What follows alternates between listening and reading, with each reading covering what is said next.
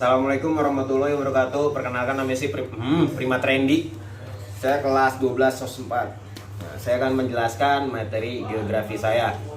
Yang pertama ini gambar teori konsentriks. Ernest W. Burgess melakukan penelitian untuk kota Chicago pada tahun 1926. Enggak, 23, maaf.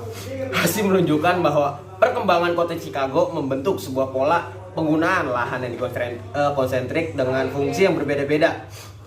Teori konsentrik meyakini bahwa perkembangan kota dimulai dari pusatnya yang kemudian meluas ke wilayah yang jauh dari pusat akibat peningkatan penduduk. Interaksi antara penggunaan lahan dan manusia, baik dari segi ekonomi maupun sosial, politik, membentuk beberapa zona konsentrik. Kekurangan dari teori konsentrik ini adalah tidak melakukan berbagai negara selain Amerika Serikat, dan juga ada contohnya kota dari yang konsentrik adalah Chicago, London, Calcutta, dan Adelia. Lalu ini ada zonanya ada 5 guys, ada 5. Zona yang pertama itu zona pusat kegiatan atau CDB.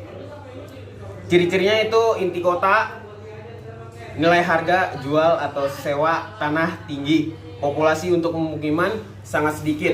Lalu zona yang kedua namanya zona peralihan atau transition zone. Ciri-cirinya terikat dengan zona pusat kegiatan. Lalu ada zona yang ketiga, yaitu zona pemukiman kelas proletar.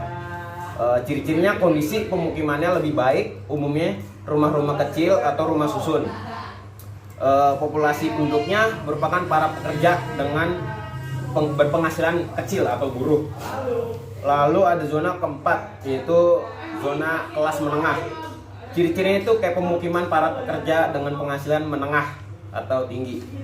Lalu ada zona yang terakhir, yaitu zona pengelaju.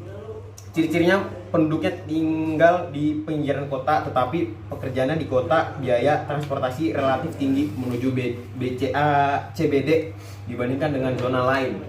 Nah, lalu yang kedua ini adalah teori sektoral. Penelitian yang dilakukan oleh Hope berdasarkan akan pemertaan rata-rata nilai sewa pemukiman untuk setiap blok di setiap kota. Asumsi yang digunakan adalah adanya variasi penggunaan lahan di sekitar pusat kota CBD zone, lalu berkembang dan masing-masing meluas ke zona lain.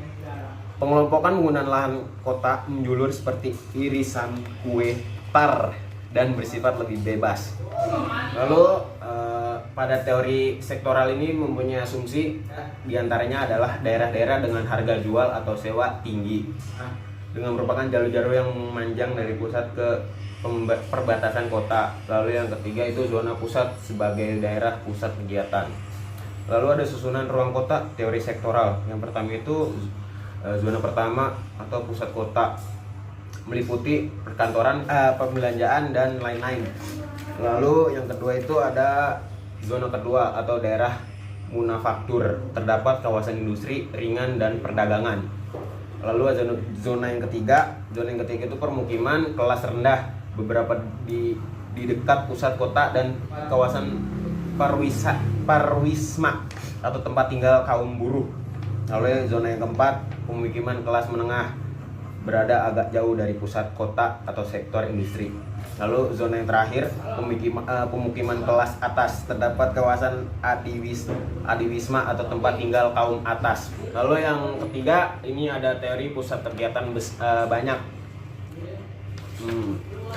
Teori pusat kegiatan banyak atau inti ganda yang dikemukakan oleh Chauncey Harris dan Edward L. Ullman 1945. Mereka berpendapat bahwa teori struktur ruang kota tidak sederhana seperti teori-teori sebelumnya.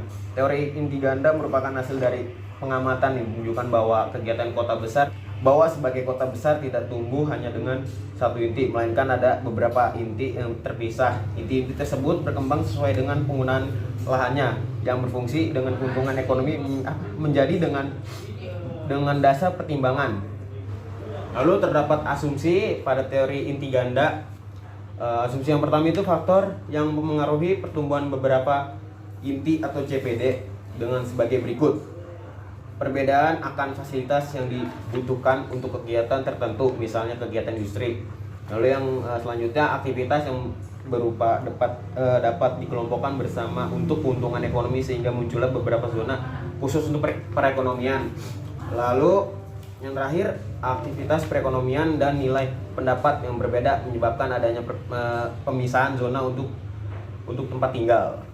Dan ada susunan pada teori pusat kegiatan banyak kata inti ganda. Zona yang pertama ini adalah pusat kota atau CBD. Zona yang kedua ini itu adalah daerah grosir atau manufaktur. Zona yang ketiga itu permukiman serendah. Lalu zona yang keempat adalah pemukiman kelas menengah.